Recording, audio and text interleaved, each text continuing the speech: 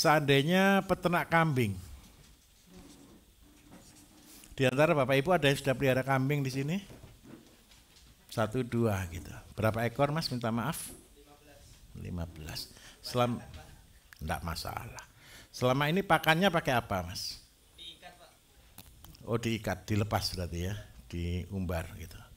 Itu juga canggih gitu. Hemat tenaga, begitu. Menghasilkan sudah? Kendat 2 Pak. Alhamdulillah. Bunuh diri dia. Kalau yang dari belakang berapa ekor? 15 juga alhamdulillah. Silase. Pakannya beli atau buat?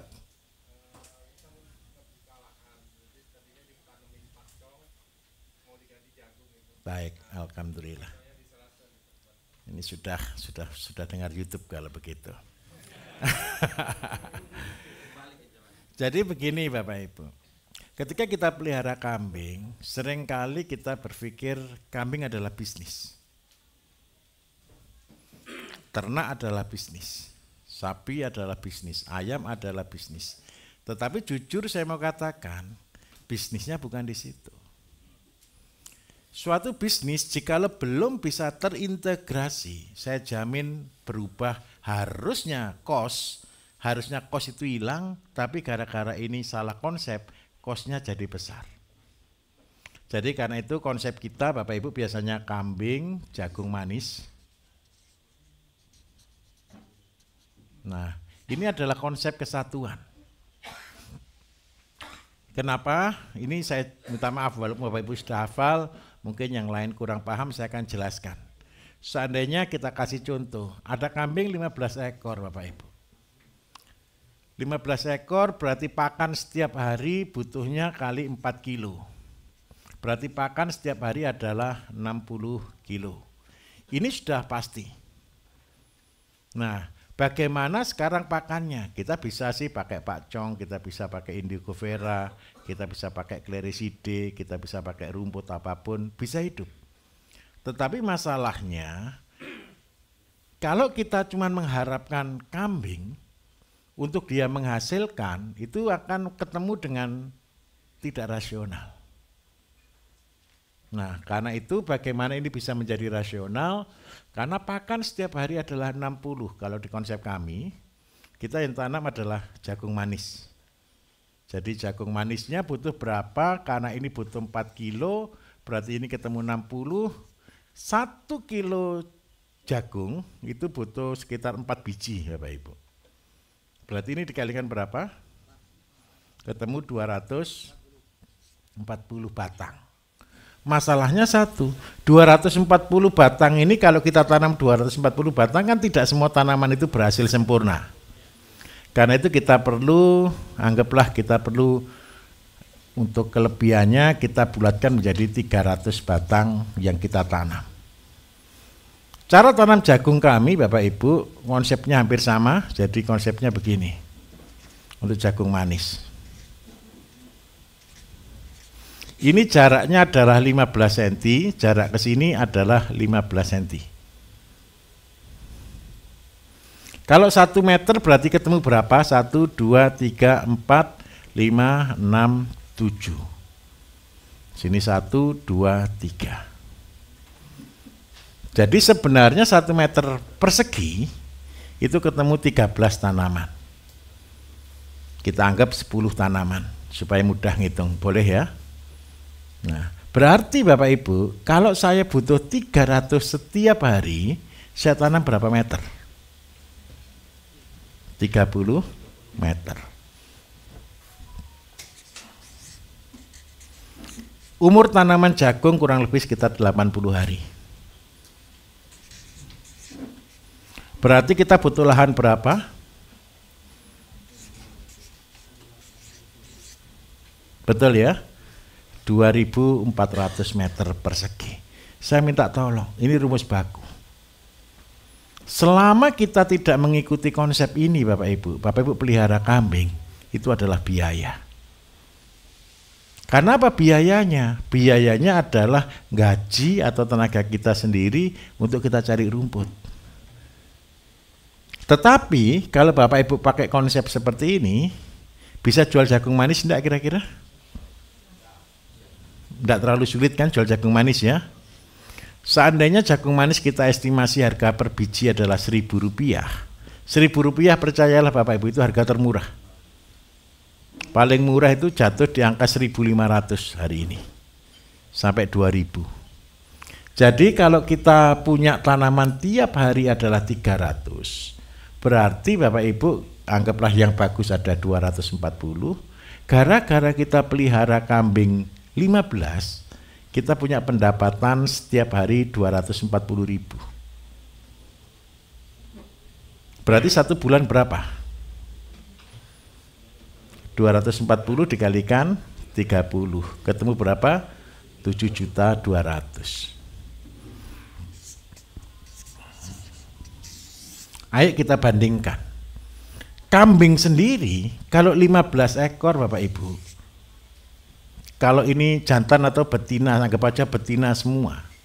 Tinggal sisa 1 jantan. Berarti punya 7, pas 7, 14 ya. Siklusnya kambing itu begini.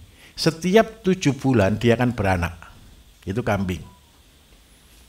Kalau seandainya anakan ini umur 6 bulan kita jual, itu harganya kurang lebih sekitar 1 juta. Berarti kalau kita punya 15, pendapatan kita rata-rata sekitar 2 juta per bulan.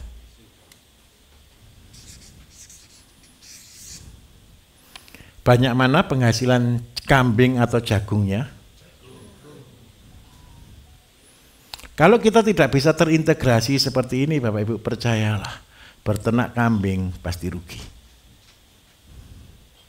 Banyak orang menggunakan konsep silase dan sebagainya, bank pakan. Sebenarnya bank pakan juga saya yang menciptakan sekitar tahun 2008. Dengan konsep silase dan sebagainya. Karena apa? Pada waktu itu konsep kami hanya berfokus pada kotoran dan kencingnya saja. Nah, tetapi dengan perubahan waktu karena biaya operasional yang cukup tinggi, makanya kita alihkan menggunakan jagung manis. Jadi kalau kita ditanya orang, kenapa kita tanam jagung manis? Karena kita pelihara kambing. Dan ini menjadi satu putaran. Kambing di sini tugasnya jadi apa Bapak Ibu? Penghasil pupuk. Kotoran dan kencingnya kita olah jadi pupuk, pupuknya dikembalikan ke jagung, maka jagungnya akan gratis pupuk. Dan yang kedua, seandainya beli benih sama gaji karyawan. Punya kambing gaji karyawan enggak kira-kira? Sama-sama gaji karyawan. Seandainya kita potong dengan karyawan 3 juta, berarti masih ada pendapatan sekitar 4 juta per bulan. Dan itu membuat apa? Kambingnya bisa semakin banyak. Bisa dipahami di sini? Kalau begini enak Pak pelihara kambing. Tapi ingat baik-baik Bapak Ibu. Kenapa kita harus kasih jagung? Begini loh. Penyakitnya kambing terbanyak itu adalah mati karena kembung. Betul ya? Kenapa kambing mati kembung? Karena makan daun muda. Jadi bapak-bapak diingat-ingat, jangan makan daun muda. Kembung. Jadi supaya kambing ini sehat, makanannya harus stabil. Kalau Bapak Ibu tanam jagung, bisa enggak tanam jagung terus panen terserah Bapak Ibu? Enggak bisa, harus ikut ritme. Sehingga ketika panennya stabil di usia 80 hari, berarti Bapak Ibu minta maaf. Kualitas pakannya sama atau tidak? Kualitas pakan yang sama dan stabil, maka membuat kualitas kambing stabil. Ada orang protes ke saya, apa kambing tidak bosen Pak makan jagung terus tiap hari? Kalau angon kambing kan tidak bosen Mas, makan rumput terus gitu ya. Ya enggak lah. Siapa yang sudah pernah bosen makan nasi di sini? Kalau di luar negeri pun orang Indonesia itu yang dicari nasi dan Indomie Bapak Ibu. Jadi percayalah, ketika nasi itu anggap aja jagung, kambing akan stabil. Jadi kalau mau pelihara kambing selamat dari kembung, kasih makannya harus stabil. dan umurnya tua. Kalau umur muda pasti kembung. Yang membuat kambing kembung itu gini loh Bapak Ibu, punya pacong, punya semuanya. Kalau pas loh ya, tahu-tahu gerimis. Ngaritnya dipercepat atau diperlambat? Carinya yang bagus atau seadanya? Ya itulah resikonya. Ya pas apesnya kalau kambing yang muda makan daun muda selesai sudah. Karena itu supaya Bapak Ibu tidak jadi korban lagi, kalsi makannya harus stabil, umurnya harus stabil. Dan yakin Bapak Ibu, kalau jagung usia 80 hari tidak ada yang lebih muda dari itu. Paham di sini? Mudah atau susah? Mudah. Terus yang kelima, ini gara-gara ada petani tebu. Sapi dan tebu.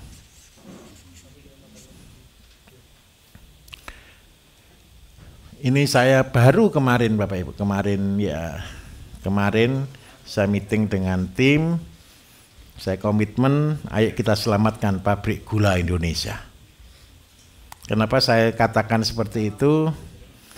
Karena beberapa kali peserta yang datang Bapak Ibu, bahkan kemarin ada salah satu juga dari direksi perusahaan pabrik gula, pabrik gula swasta kebetulan.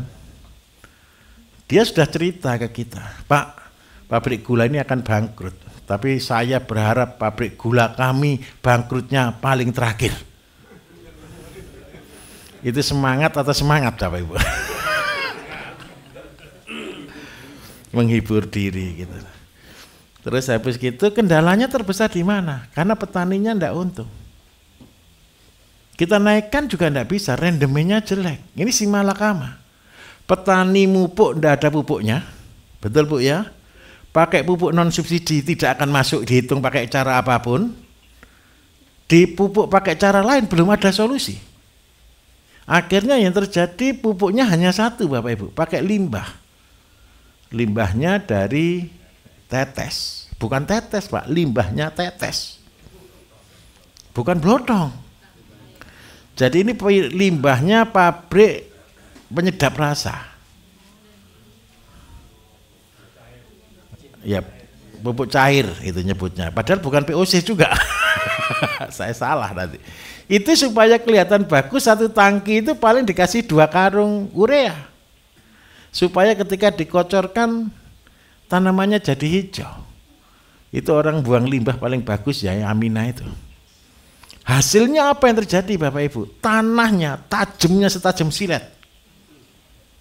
Tahu tajam setajam silet? Tanahnya keras Bapak Ibu. Kalau sampai jadi serpian itu tajam ke kaki. Kenapa kok begitu? Amina itu asam. Kena tanah semakin lama semakin asam. Jadi tanah ini kayak dicor. Saya betul-betul ya agak gregetan sedikit gitu lah. Kenapa kok saya gregetan sedikit? Limbahnya pabrik gula itu enggak karuan banyaknya Bapak Ibu. Buangnya susah. Pabrik gula sendiri buang namanya limbah, blotong, itu sampai subsidi, bukan subsidi. Jadi dia betul-betul menggratiskan dan mengasih ongkos kirim. Itu pun loh petani tidak mau. Alasannya apa? Kalau dikasih blotong itu Pak, 1 hektar, itu minimal butuh 100 sampai 150 ton, baru bagus. Coba Bapak Ibu bayangkan 1 hektar 100 ton, mupuknya gimana Bapak Ibu? Dan yang keren satu, tidak bagus. Kemarin mereka diskusi dengan kita ini punya abu Pak, abu kita tidak bisa buang. Terus blotong kita itu setiap tahun ada sekitar 400.000 ton. Satu pabrik. Saya padahal Bapak Ibu, jujur ya, katakan jujur. Kami punya peraturan yang menyebabkan orang sakit itu 4P. Pemutih, pemanis, pewarna, dan pengawet. Nah, pemanis itu namanya gula Bapak Ibu. Tetapi kalau kita tidak kita selamatkan, malah anak-anak kita nanti kena gula rafinasi semua. Gula-gula industri yang harusnya tidak untuk konsumsi langsung. Akhirnya saya pikir-pikir, ya sudahlah, kita carikan solusi. Ibu pertama kali saya jelaskan dengan SOP. Kemarin ada yang dari Situbondo, dari Asem Bagus, kemudian ada yang dari PT Kebon Agung juga kita sama-sama belajar untuk menyelesaikan masalah ini. Dan ibu ini baru pertama yang saya buka sampai ke SOP. Ada dua pilihan, Bu. Pelihara sapi atau jadi pabrik pupuk. Nah, aduh, ini bisnisnya jalan ini. Oke. Jadi kalau ada dua alternatif Bapak Ibu, sapi atau tebu. Saya bisa jelaskan sapi dulu Bu ya, sebelum ke pabrik pupuknya. Kalau pabrik pupuknya gampang. Jadi begini Bapak Ibu, tebu mau enggak makan pucuk? Sapi mau enggak makan pucuk tebu? Pasti atau tidak?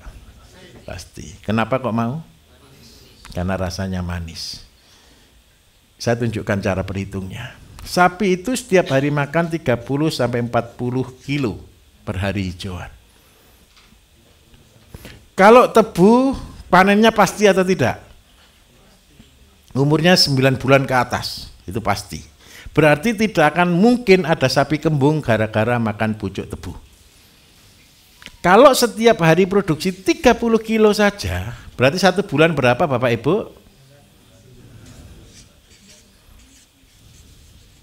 Kalau kali 1 tahun ketemu berapa Bapak Ibu pupuknya?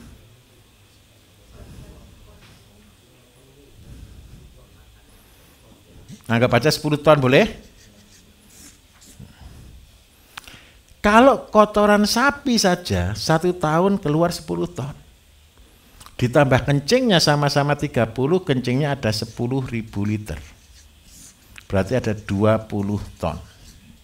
Kencing dan kotoran. Panen tebu Bapak Ibu 1 hektar, kepinginnya petani itu 120 sampai 150 ton. Kepinginnya. Tapi di rata-rata di 100 ton. Coba bayangkan, nah ini saya ajari cara menentukan berapa pupuk yang harus kita berikan. Saya ada sapi, yang 1 ekor sapi keluar 20 ton. Per hektar tebu ini kita targetnya keluar 100 ton. Berarti pupuk berapa yang dibutuhkan untuk produksi 100 ton?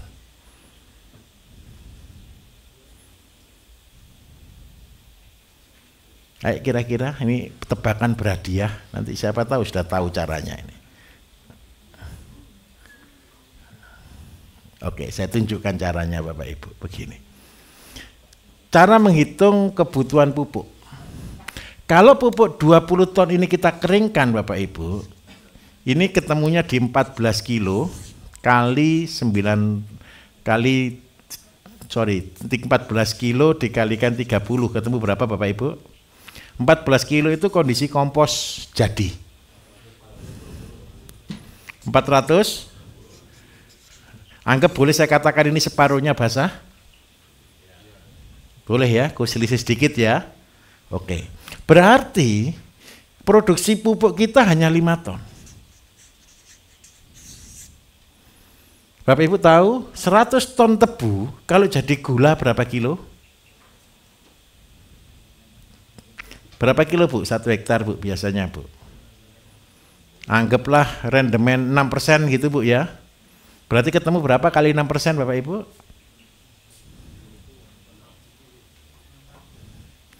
6 ton, betul ya? 6% itu ketemu 6 ton Bapak Ibu, harusnya.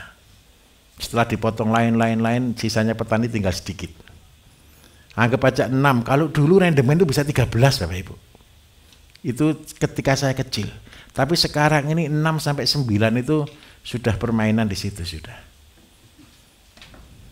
Sehingga apa Bapak Ibu kalau kita estimasi kebutuhan pupuk kita itu minimal di angka 10 ton per hektar. Tapi masalahnya 10 ton dalam kondisi kering. Berarti butuh sapi berapa?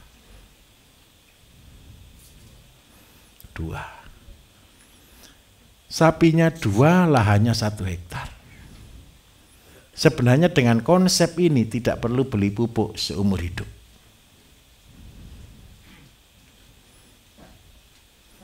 Apa resikonya? 1, ini pupuknya banyak sekali. Berarti pupuknya 20 ton ditambah 20 ton, berarti berapa? 40 ton. Mupuknya pakai apa? Gampang. Kotoran sapi sama kencing dicampur jadi satu, tambah air, pakai diesel, rojok, sudah selesai. Kira-kira petani tebu mau enggak begini ya? Dicoba dulu. Tapi apa kelebihannya kalau dengan cara ini? Yang pertama, Bapak Ibu akan memulihkan kondisi tanah. Tanahnya akan pulih kembali. Dulu Bapak Ibu tebu itu tingginya 3 meter, 4 meter. Dulu ceritanya. Sekarang ini setinggi orang. Dulu batangnya bisa segini. Sekarang ya sejempol kaki kalau sampai. Kenapa kok begitu? Tanahnya tambah tandus, tanahnya tambah tandus. Mungkin mirip-mirip dengan rumput gajah hari ini. Sekarang pertanyaannya satu, ayo kita pulihkan. Ini kalau sapi dengan tebu. Kalau seandainya ibu mau buat pupuk, syaratnya satu. Tapi semoga pabrik pupuk tidak mau buat, semoga pabrik tebu tidak mau buat pupuk. Nanti ibu sebagai PTRI ya, biasa minta blotongnya. Jadi ibu ini ngolahnya sama seperti sawit dengan konsep pupuk horti. Caranya bagaimana? Ibu membuat bak untuk konsep horti seperti ini para-para. Ini isinya adalah blotong. Tahu blotong Bapak Ibu? Blotong itu limbahnya pabrik gula, bentuknya bubur. Bentuknya cair, bubur sudah. Karena ini bubur, bisa enggak dia diproses? Percayalah, kalau bentuk bubur berair, itu tidak akan pernah terjadi proses fermentasi. Tetapi jadinya pembusukan. Kalau pembusukan, dia tidak menjadi pupuk, tapi berubah menjadi racun. Karena itu yang sering kali dilakukan ini diperes. Dibuang, diresapkan ke tanah gitu aja. Padahal ini manis.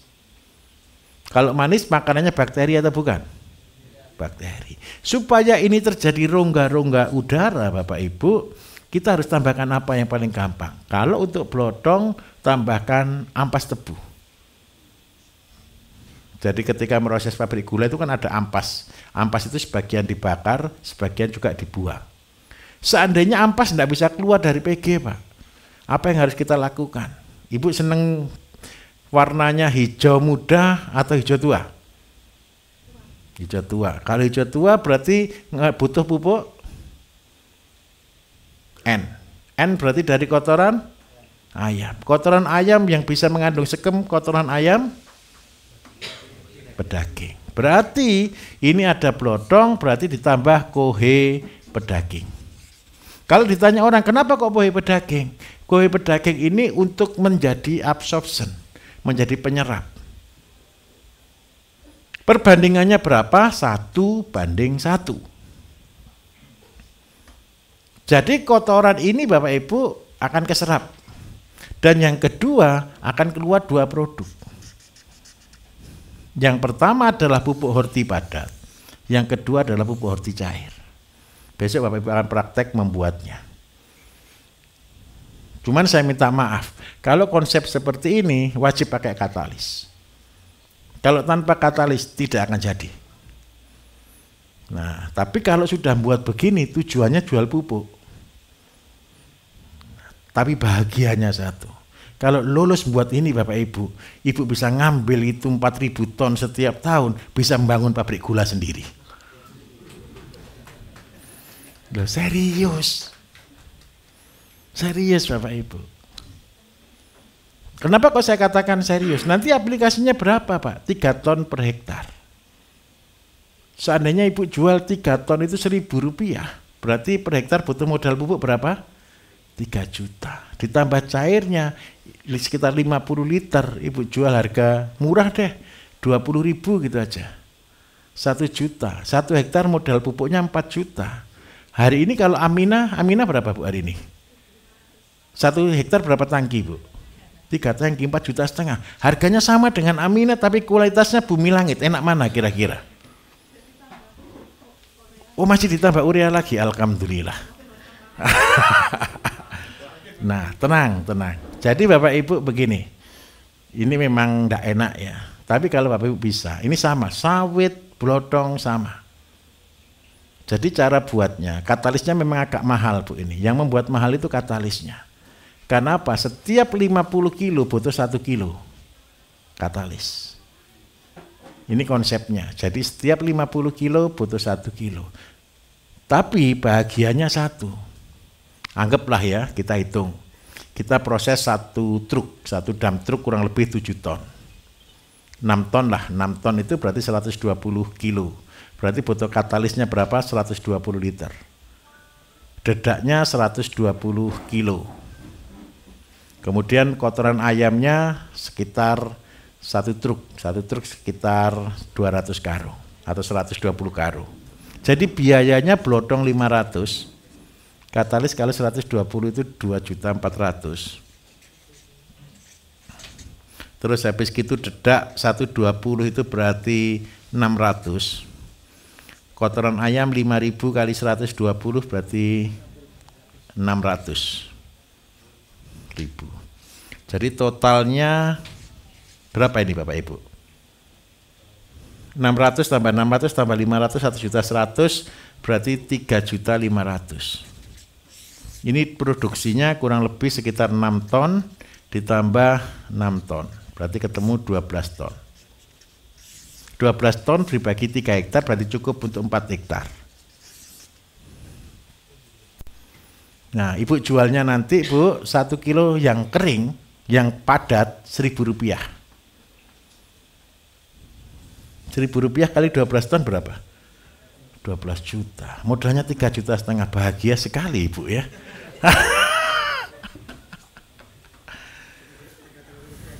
Apa? Iya, tenaga kerja 2 juta lah anggap aja. Tapi masih bahagia. Yang cairnya jangan mahal-mahal Bu ya. Kalau gitu jangan 20 deh, 15.000 aja gitu ya. Ini keluarnya cairnya berarti sekitar 2.000-an, 2.000 liter. 2.000 kali 15 berapa Bapak Ibu? 30 juta ya. Oh, terlalu kaya kalau gitu, nanti saya rubah. Ini realnya.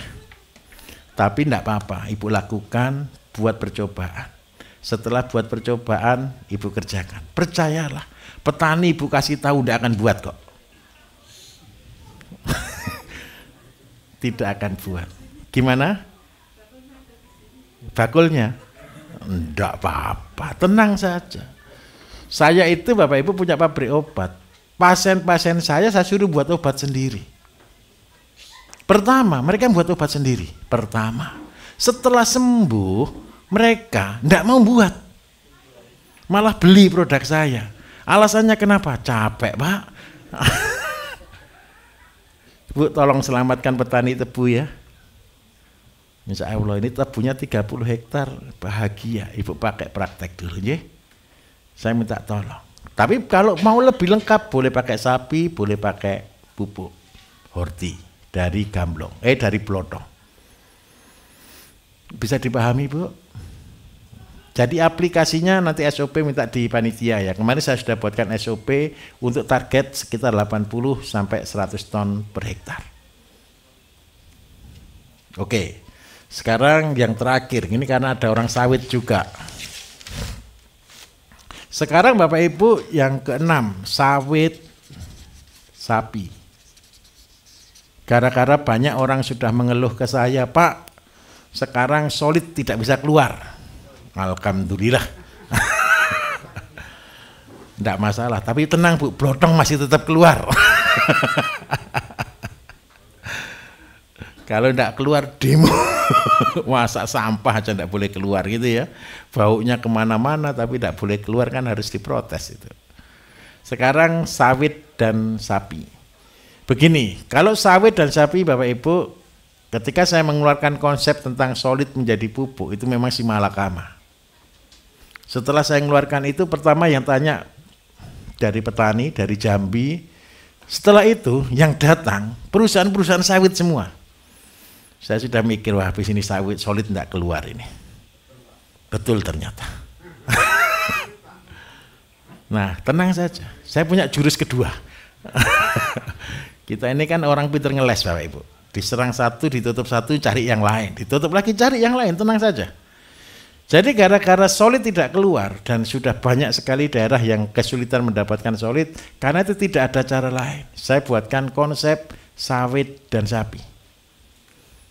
Sawit rata-rata 130 sampai 143 pohon, pokok ya. Nah, karena sawit segini Bapak Ibu perlu berapa ekor sapi? Pemupukan sawit Bapak Ibu, sawit itu seandainya kita panen, saya tunjukkan cara ngitungnya supaya analisanya betul-betul jelas. Satu tandan sawit itu antara 30 kilo lah kita buat rata-rata. Berarti kalau 1 bulan 1 pohon ketemu berapa ton? 30 kilo kali 12. Berarti ketemu berapa? 360 kilo. Kali yang kebaca 130. Ketemu berapa ton Bapak Ibu per tahun?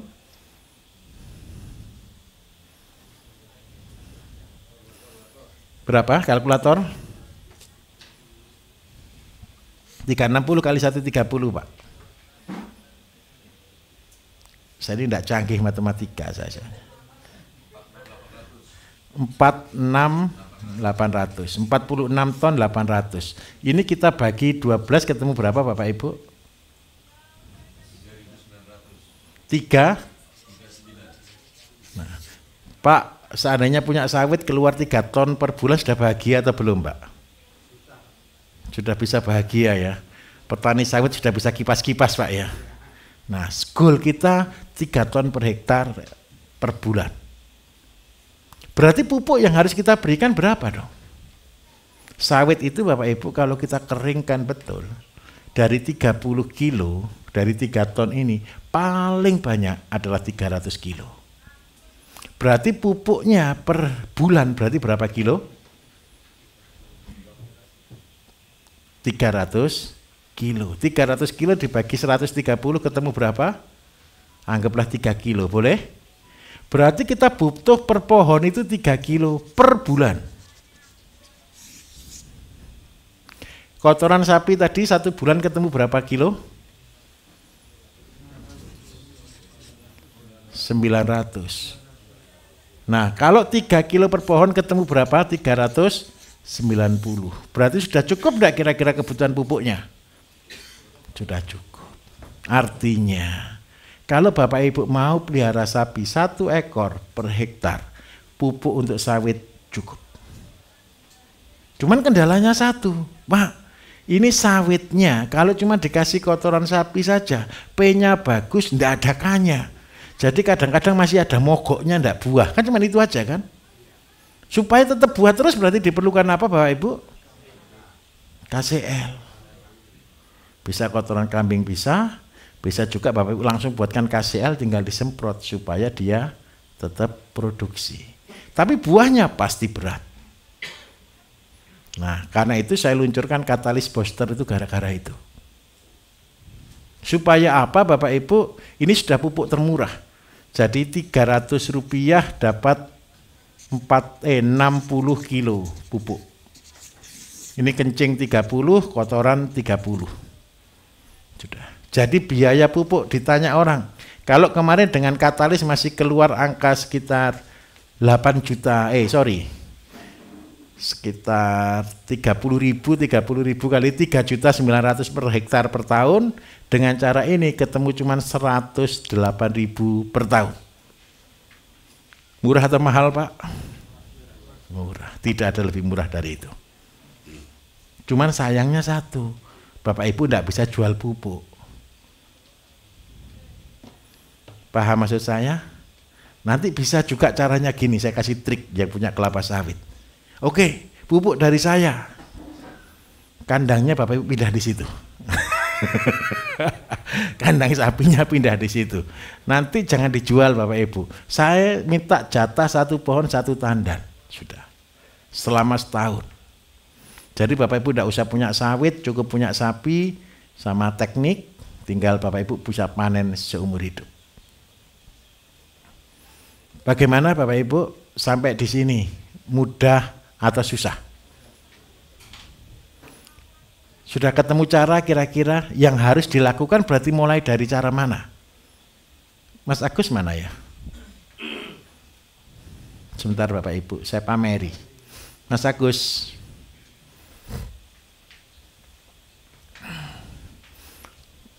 Ini sedikit saya akan tampilkan bagaimana kalau buat urban farming. Karena ada teman-teman dari Surabaya, dari kota, kan tidak mungkin punya sapi, tidak mungkin punya kambing, tidak mungkin punya ayam.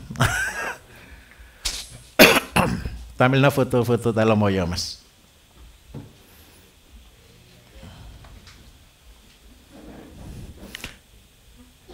Saya dulu Bapak Ibu dicemooh orang selalu dikatakan bagaimana pupuk organik bisa setara dengan pupuk kimia. Bapak Ibu waktu awal kira-kira percaya tidak pupuk organik setara dengan pupuk kimia? Tidak mungkin awalnya. Tetapi ketika saya berjalan dengan nekat Bapak Ibu, saya buat komitmen membuat pupuk organik yang setara dengan pupuk kimia. Itu adalah perjuangan yang luar biasa. Betul atau betul kira-kira? Karena apa? Itu melawan ketidakmungkinan, melawan kemustahilan. Tapi ingat baik-baik, di belakang masalah selalu ada berkah.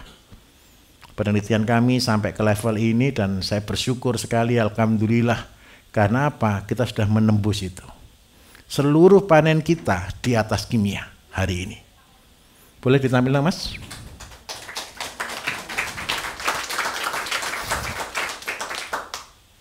Jadi wortel telat panen sedikit, beratnya 1 kilo cuma 2 biji, 3 biji gitu Bapak Ibu. Sudah masuk IWA nih?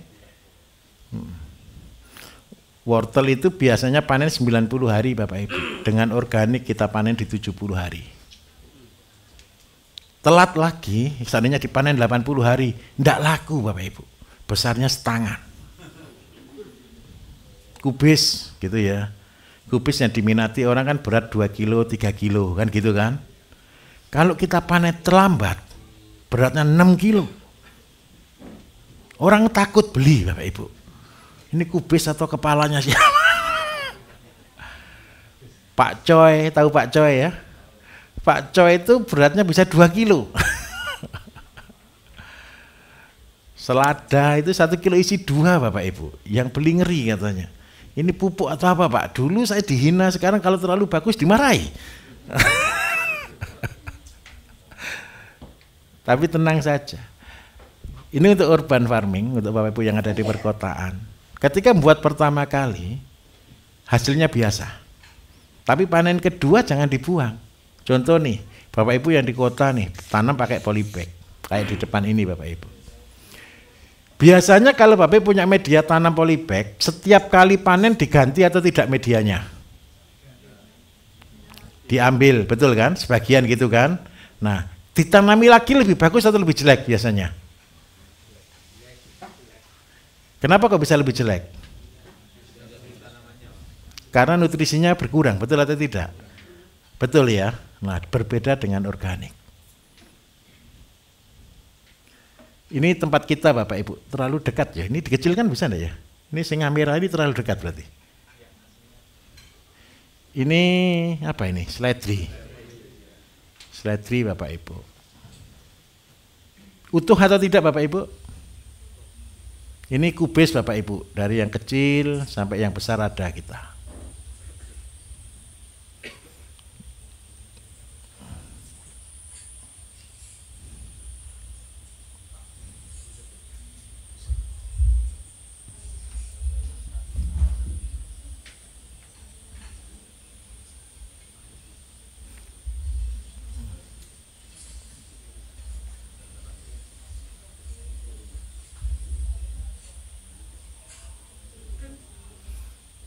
Ini apa ini? Oh, kentang.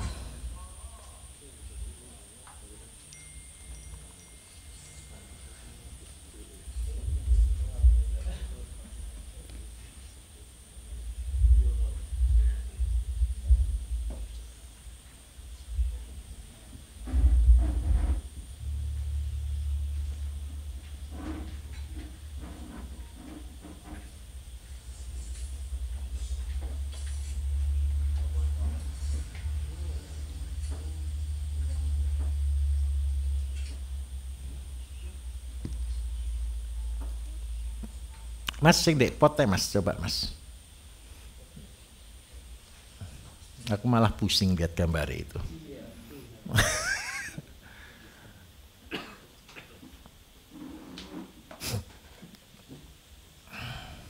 Ini untuk semangatnya Bapak Ibu supaya apa? Supaya bisa membuat kuat keyakinannya.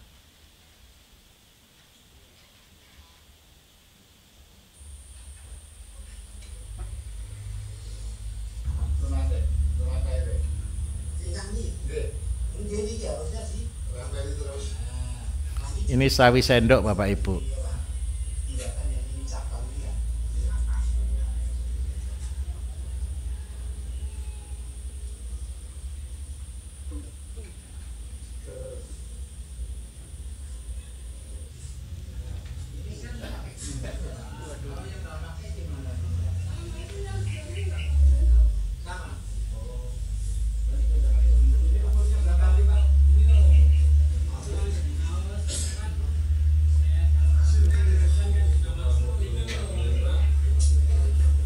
Kalau Bapak Ibu lihat di sini utuh atau tidak Bapak Ibu daunnya?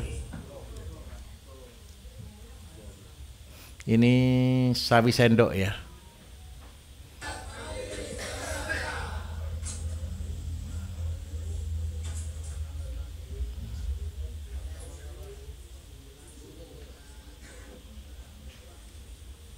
Loh, kok banyak tamu di situ?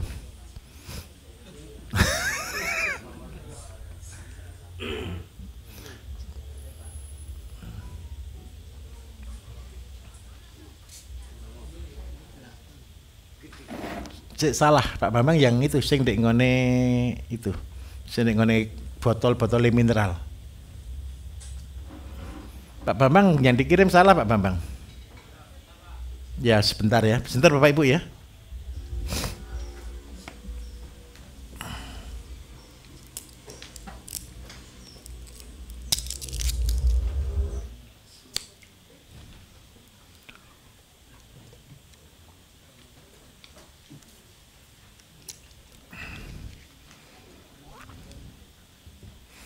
Jadi konsep di pertanian ini Bapak Ibu, ketika media benar, ini sudah usia anggap aja tanaman yang keempat.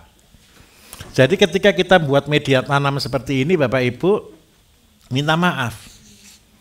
Ketika kita ambil nih akar sama tanah sebagian pasti berkurang. Kemudian kita tambahkan media baru dengan komposisi kompos, terus abu, kemudian tanah. Ini kita kembalikan lagi ke sini. Kemudian kita kocor sekali 2 kali saja. Kalau dipocor 3 kali terlalu besar sekali artinya tanamannya menjadi raksasa. Jadi kita ngocornya cuma 2 kali. Sehingga apa Bapak Ibu? Dengan cara seperti ini biaya kita sangat murah. Contoh seandainya Bapak Ibu tanam pakai polybag, tanam cabai seandainya pakai polybag. Harga polybag berapa Bapak Ibu? Nah, kebaca 800 boleh? Atau 1000 deh gitu ya. Polybag 1000. Media tanam semuanya kita anggap aja 1000. Berarti biayanya berapa? 2000. Bibit sekitar 200 rupiah. Anggap aja modal kita 3000 per polybag. Target kita seandainya kalau cabai kecil kita target sekitar 300 gram. 300 gram kalau di dalam polybag Bapak Ibu akan sangat terkontrol. Nah, tinggal tugasnya Bapak Ibu menjaganya, merawatnya supaya dia bisa awet. Kalau di tempat kita ini ada yang 2 tahun, ada yang 3 tahun, ada yang setahun tanaman cabai kita. Kalau Bapak Ibu kepengen cabai umur setahun atau 3 tahun, apa untungnya kalau 3 tahun? Nggak usah tanam lagi, jumlahnya lebih banyak. Karena cabai itu sistemnya Y. Y pertama 1, Y kedua 2, Y ketiga 4, dan seterusnya, dan seterusnya, dan seterusnya. Tinggal dirawat dengan komposisi pupuk yang berimbang. Itu yang paling penting. Nah, dengan cara polybag ini Bapak Ibu, kita akan bisa mendapatkan hasil yang paling bagus. Belum masuk?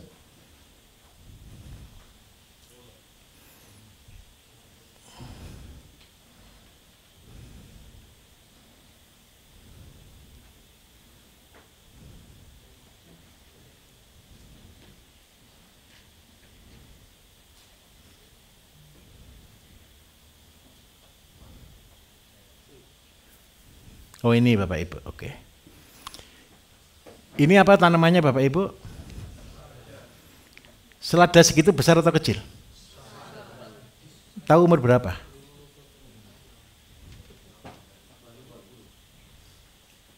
...24 hari. Raksasa atau enggak?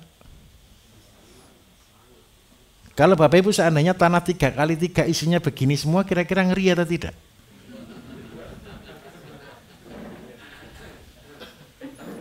Ini saya kasih triknya. Supaya membuat begini Bapak Ibu, ini atas adalah media kompos ini. Ini kan untuk orang malas ini. Tahu ya, ini untuk orang malas. Jadi ini kan galon nih, kita potong kan begini Bapak Ibu ya. Betul ya, oke ya. Terus kan bawahnya begini kan, kita kasih lubang sedikit. Ini yang di bawah ini Bapak Ibu kan dikasih sumbu yang biasa seperti biasa itu. Tapi minta maaf, ini isinya adalah urea cair 1:10. Ini pupuk murni yang ditaruh di sini.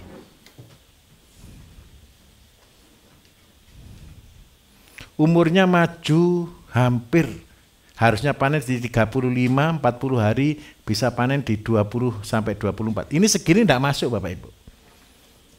Yang beli takut katanya. Tapi menurut Bapak Ibu senang enggak kalau tanamannya begini? Senang. Tapi yang beli enggak senang. Padahal di luar negeri ya segini-segini. Cara buatnya ini. Jadi media bawahnya kompos yang dari urea cair 1:10 dengan air.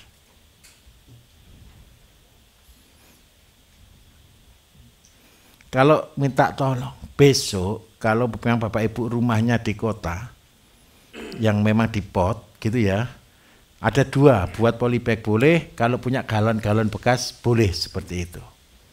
Silahkan dipilih sendiri.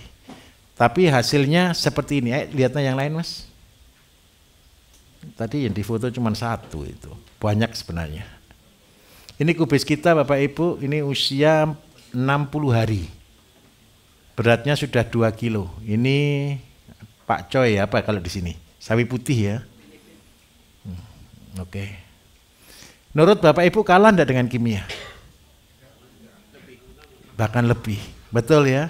Yang tidak bisa dibohongi satu, rasa.